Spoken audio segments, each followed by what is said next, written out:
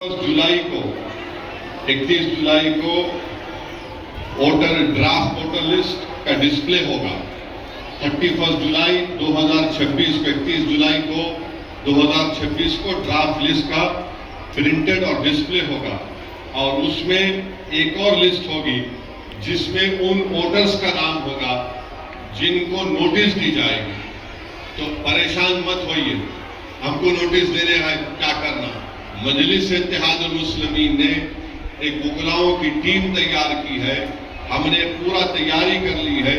जिस किसी का नाम होगा मजलिस खुद आपके पास आएगी या जैसा आप यहाँ पर आइए, हम पूरी तरीके से उसको तैयार करके आपकी नोटिस को तैयार करके ईआरओ के पास आपको कैसे पेश करना है वो करेंगे ताकि आपका नाम इंशाअल्लाह ताला फाइनल वोटर लिस्ट में आ जाए। मैंने आपको रिप्लाई देना है या क्लैरिफिकेशन देना है, डॉक्यूमेंट देना है, वकीलों की टीम के जरिए किया जाएगा। अब बहुत से लोग ये बोल रहे कि एनोमली है।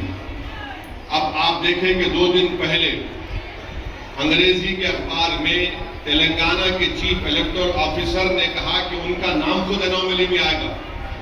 माने chief electoral of Sudarshan Reddy साहब उनका नाम है, उन्होंने खुद ये बोल रहे कि मेरा नाम एनोमली में आएगा। तो जब चीफ इलेक्टोरल ऑफिसर का नाम एनोमली में आएगा तो बता रही है कि डरने की परेशानी की जरूरत, एनोमली में आएगा तो क्लैरिफिकेशन देंगे। अगर कुछ नाम में कोई गलती है या फिर कुछ डॉक्यूमेंट में है तो हम बता सकते हैं कि ये सही है, इससे आपको परेशान होने की जरूरत नहीं है। तो मेरी अच्छा दूसरी और एक चीज, फॉर्म नंबर 6 जिसके पास इन्यूमरेशन फॉर्म नहीं आया उनको फॉर्म नंबर 6 डिक्लेरेशन के साथ देना। तो आप जब फॉर्म नंबर 6 डिक्लेरेशन के साथ अगर आप ऑनलाइन सबमिट कर दिए तो आपको एक रेफरेंस नंबर मिलेगा, वो रेफरेंस नंबर से आप ट्रैक करते रहना।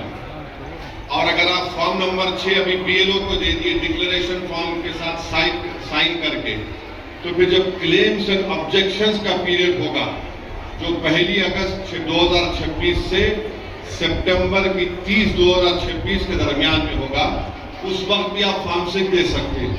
अगर आप अब नहीं दिए तो जब भी दे सकते, इसका खास ख्याल रखिए। फॉर्म नंबर 6 जब आप देंगे तो आपको डिक्लेरेशन फॉर्म पे साइन करना जरूरी है, तभी जाकर अक्टूबर 1 को जो फाइनल लिस्ट आएगी आपका नाम उसमें शामिल होगा। तो मेरी आप तमाम हजरात से अपील है, एक जिसकी मैपिंग हो गई 20 जुलाई तक बीएलओ को फॉर्म दीजिए।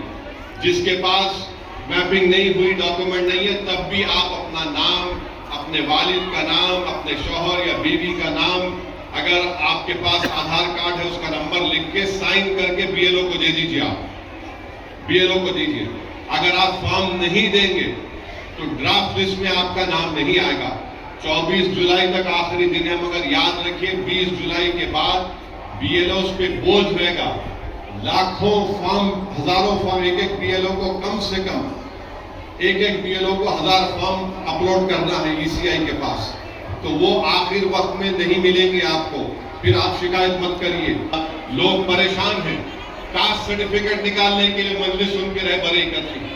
तेलंगाना की हुकूमत के पास 2 मरतबा मैं गया, टेमरिस के चेयरमैन को लेकर गया कि भाई अगर आप परमानेंट रेजिडेंस सर्टिफिकेट नहीं दे सकते तो कम से कम फैमिली रजिस्टर सर्टिफिकेट दीजिए।